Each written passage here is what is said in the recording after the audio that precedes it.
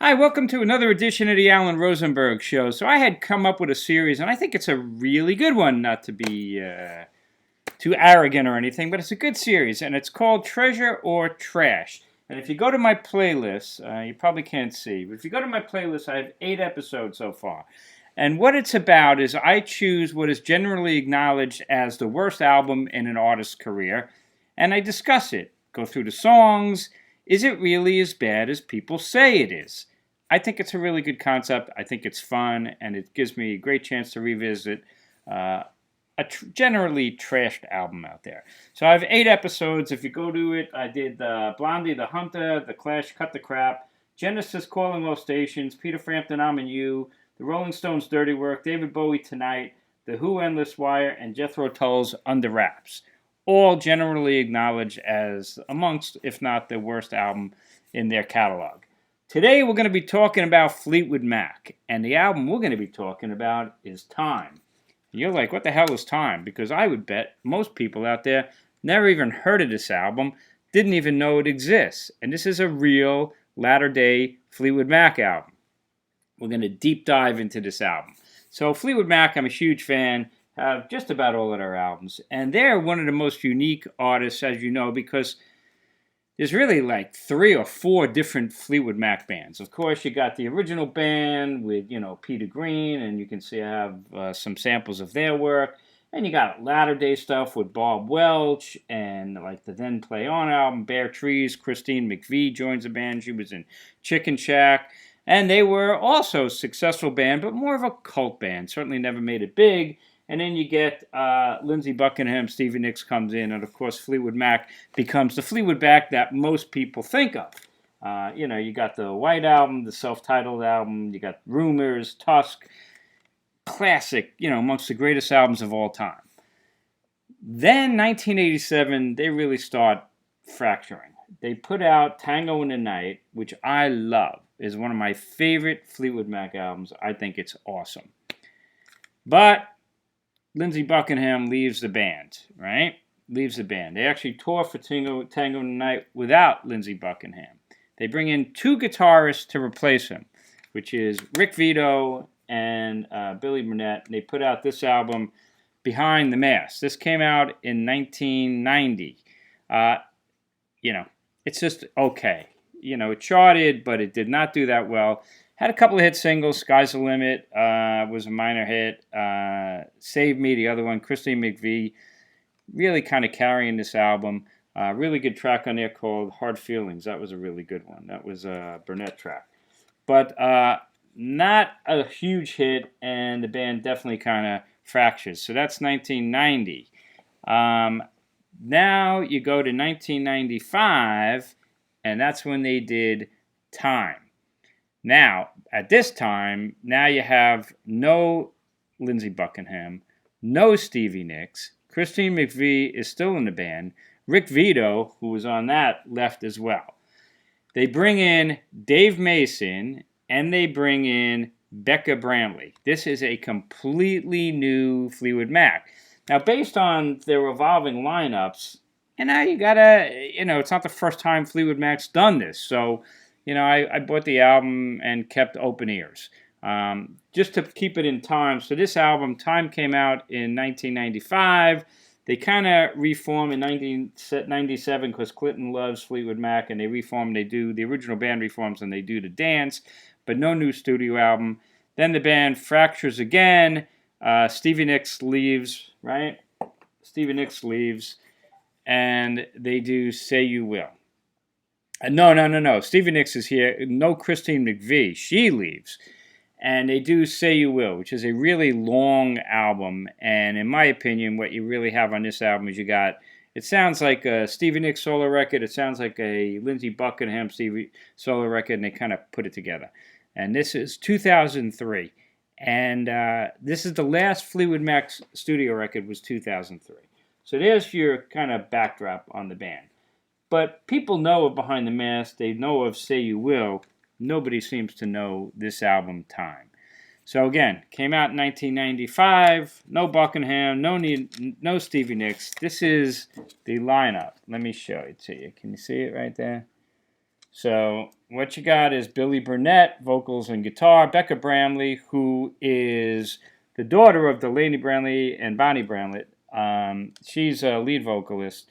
Christine McVie, still in the band, and of course it's Fleetwood Mac. So you got the rhythm section of Mick Fleetwood and John McVie, and they bring in out of left field Dave Mason, legendary guitarist from Traffic and solo. Let's go through time. So the first track is a thing called Talking to My Heart. That is one of 3 tracks from Billy Burnette album. He sings with Bekka Bramlett together, and it's just kind of a country, a lot of country inflections. Bekka Bramlett has that country kind of vocal sound. The music is nice, but at the end of the day, it's just unmemorable. It's a fine opening track.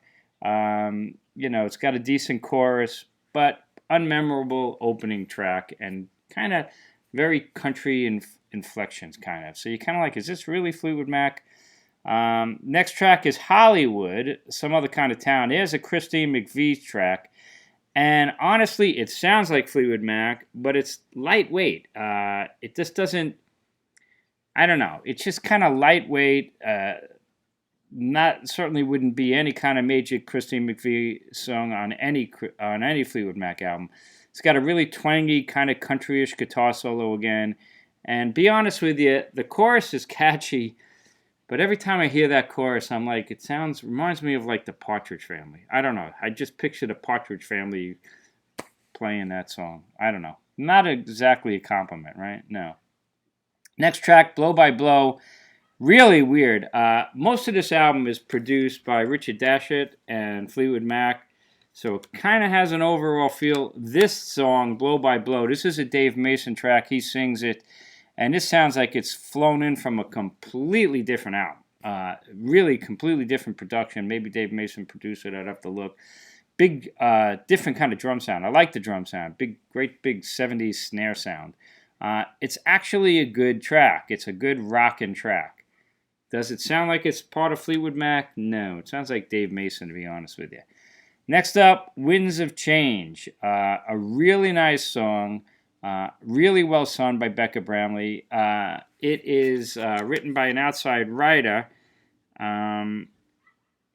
So, I don't know. It's just a really nice song, not written by the band.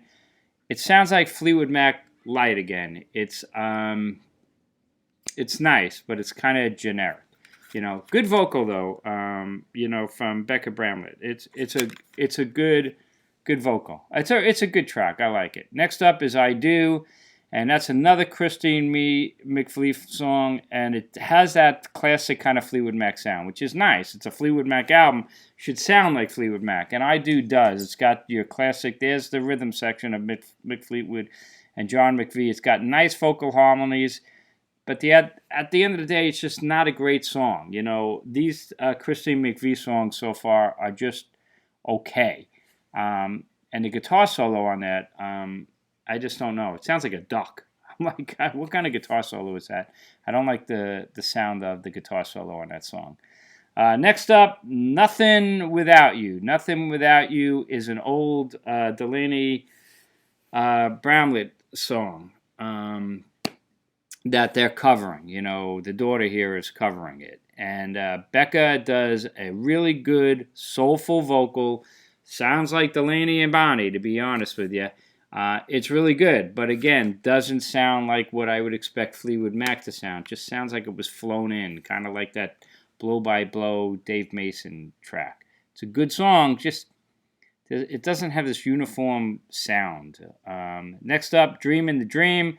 There's Bekka Bramlett again. It's an acoustic track. It's really nice.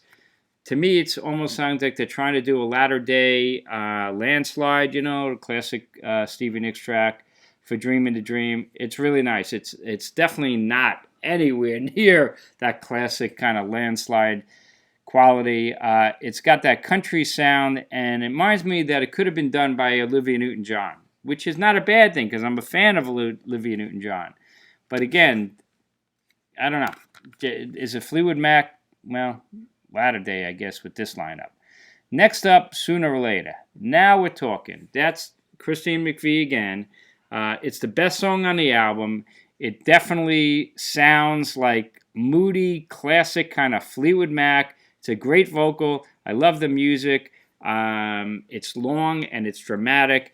And if you haven't heard this album, which I'm sure most of you haven't, check out Sooner or Later, because that's the high point on the album. The only thing is, it kind of peters away. It's a long song. If Lindsey Buckingham was on this, I'm sure they would have thrown on a really killer guitar solo. And the song, to me, is screaming for the ending. Could have been like a great killer guitar solo, like I'm So Afraid had. But, it's a really good track. I would put it on a Fleetwood Mac Latter Day compilation. Next up, I Wonder Why. That's Dave Mason's second track on the album. Again, it's startling. It almost sounds like they're putting this album together. Does Dave Mason belong on it? I don't know. It just doesn't sound uniform. When the chorus comes in, they go to like halftime, which to me kind of slows down the momentum. But overall, it's got some nice, tasty guitar work from Dave Mason, almost, Mark Knopfler-esque. Very Dave Mason-like. And it's got some Bekka Bramlett vocals at the end, which come through nice. So it's okay. Nights in Estoro. Well, there's another Christine McVie song, and the same comment. It's fine. It does sound Fleetwood Mac-ish, but it's just a mediocre, unremarkable song. I Got It In For You comes next, 4 minutes and 8 seconds, and that's Billy Burnette track. It's his second song on there that has him and Bekka singing together. It opens up with a really nice acoustic lick, and I'm like, oh, this is going to be interesting. Kind of reminds me of Oh Well from Then Play On, that classic older Fleetwood Mac song. But no, doesn't have any kind of quality that Oh Well has. It just becomes, to me, a very average honky-tonk kind of a country-ish song. All Over Again. Well, there's Christine McVie, and it reminds me of an attempt to do a latter-day version of Songbird. Songbird is that classic Fleetwood Mac song. They used to end concerts with it, and it was just Chris at the piano. So this opens up, and it's just her with like this really moody, thick keyboard sound, which I love. The band does come in creating a further sound, got some light drums, some nice harmony vocals. It's a nice, classy track all over again. It's a winner. Good track. And it ends with this song called These Strange Times, 7 minutes and 4 seconds. And this is really unusual. I've never heard anything like this in any Fleetwood Mac catalog. And my understanding is I think they fought over including that song. Nobody wanted to include it. Mick Fleetwood said, we're including it. Good for you, Mick, considering you're the manager and I guess owner of the band at that time anyway. Because it is so different.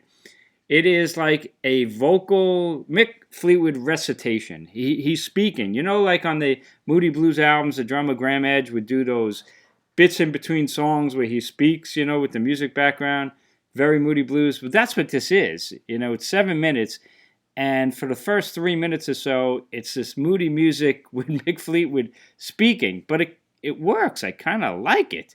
And then at the 3 minute and 30 second, a bunch of really cool music kicks in. Really good drum beat. A really good groove. And it very much reminds me of Pete Townsend.